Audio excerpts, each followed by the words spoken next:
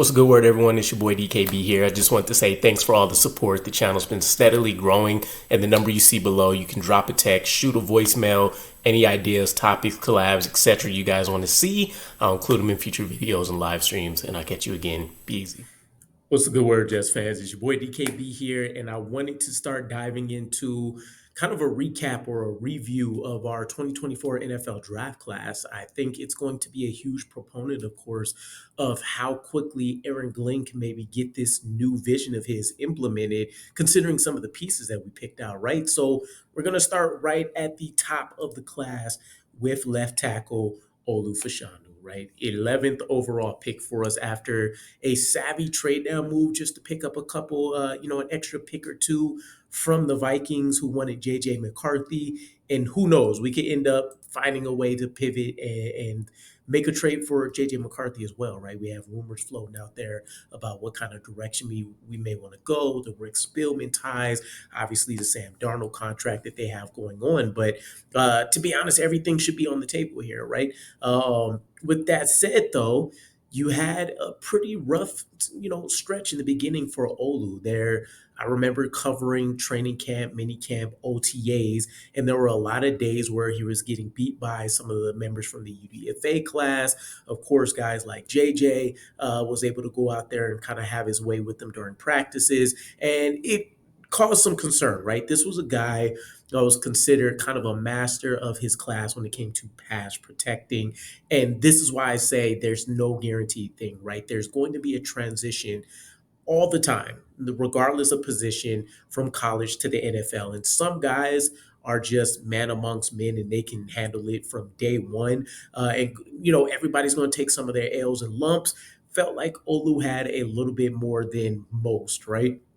Granted, I think he still did better than your Mekhi Bectons, your Max Mitchells, your Carter Warrens that came out and tried to figure out how to develop on the fly, right?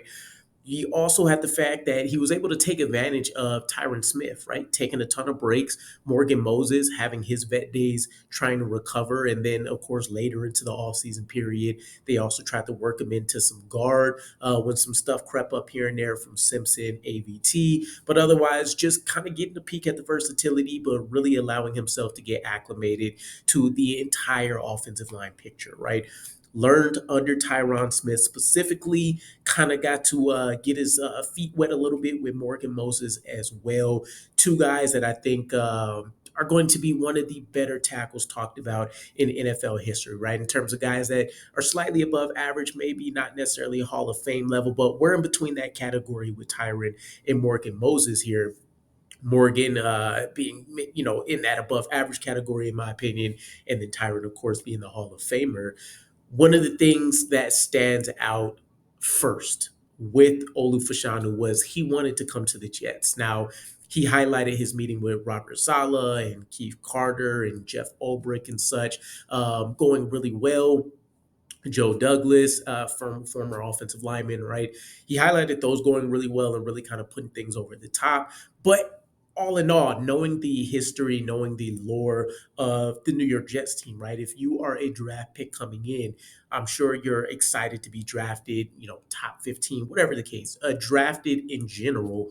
But when you look at certain teams, you do have to kind of prepare your mind for the inevitable. I might fail or I might be able to reach the ceiling or the heights that I want to from a team perspective. But then, of course, individually, depending on the position, some are affected more than others.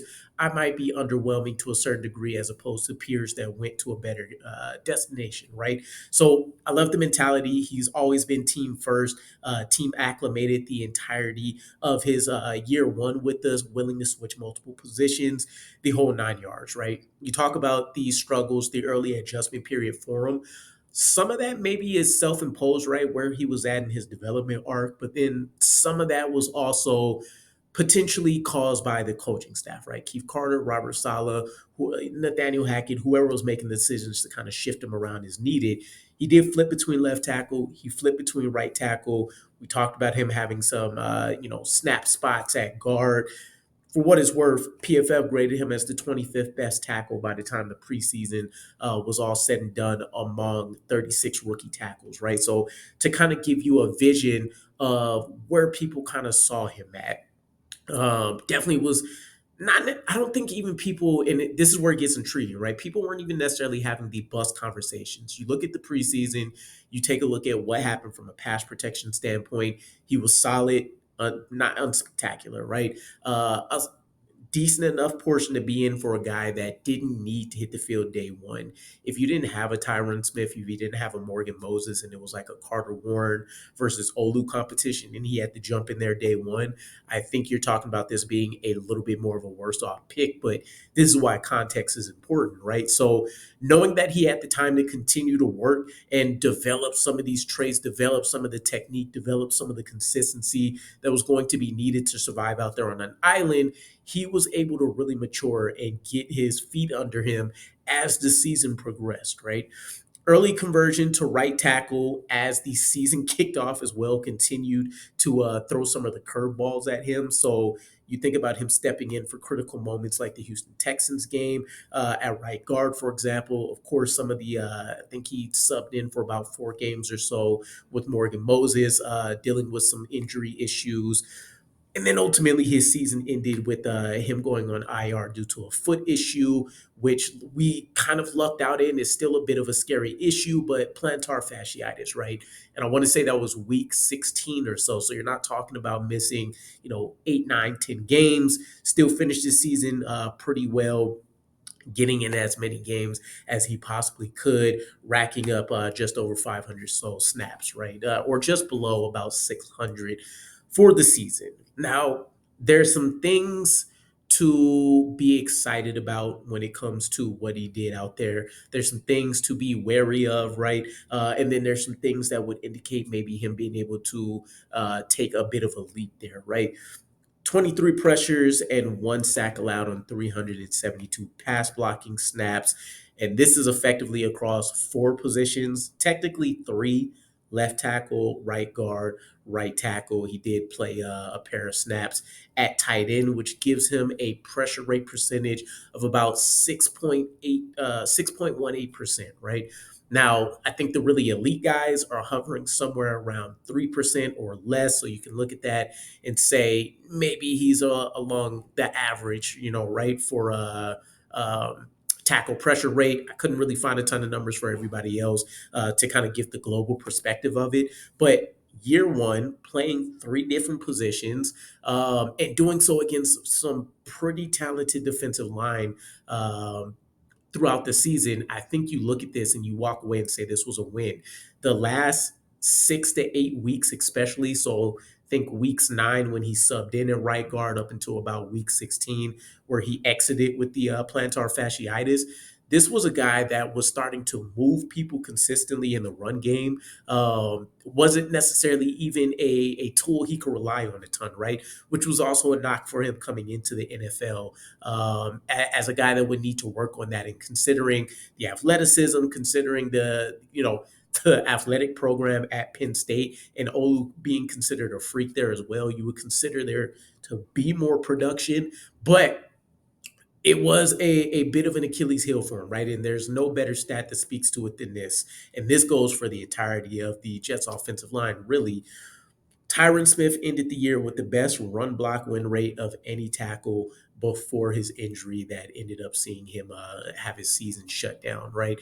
So this is a guy that clearly has some stuff he still needs to work on, but the pass blocking is what you really love to see. 1 sack allowed all season is huge. Not allowing a ridiculous rate of pressures is key. You've seen, obviously, the development under Tyron Smith come into play. You saw the phantom punches. You've seen the tenacity that he picked up a little bit more so from Morgan Moses, whereas, when I look at Tyron, I see a little bit more finesse to his game. So this is a guy that kind of is getting the components of the a balance here, right? You get the tenacity, but you also get the patience. You get the multiple levels of moves that he can employ to really put guys out there on an island with him, right, and force them to really have to strain. And then, of course, you ton of other factors, right? The run game with Brees Hall, Braylon Allen, Isaiah Davis, which really underwhelmed this year, even though there was a few highlight spots, mostly from the rookies. And then you take a look at the performance of Aaron Rodgers, right? Just never really looked comfortable all year, in my opinion.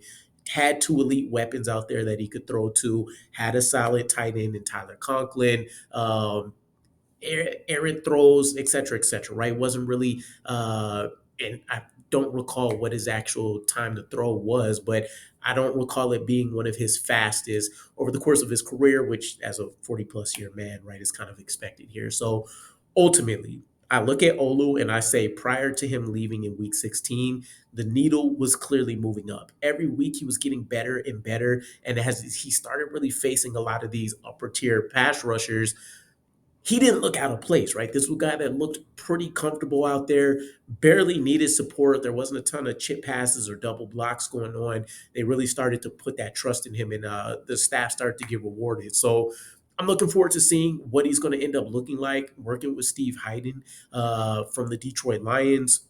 We'll see how this whole thing pans out, but let me know what you guys think. In my opinion, this was still the right move. You need to secure the trenches.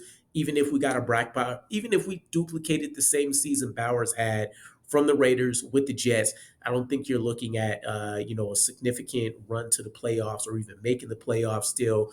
Aaron Rodgers would have been running for his life the entirety of the time, right? So I look at this as a plus, smart, savvy move. One of the final good things Joe Douglas did to really help support this offensive line. Look too, a little bit too little, too late. But with that said, I don't think he's a clear star of the future just yet. But there's strong signs here to indicate, in my opinion, that this was not only a good move, but this is a guy that can reach those upper tier levels. So again, let me know what you guys think, and I'll catch you guys again. Peace.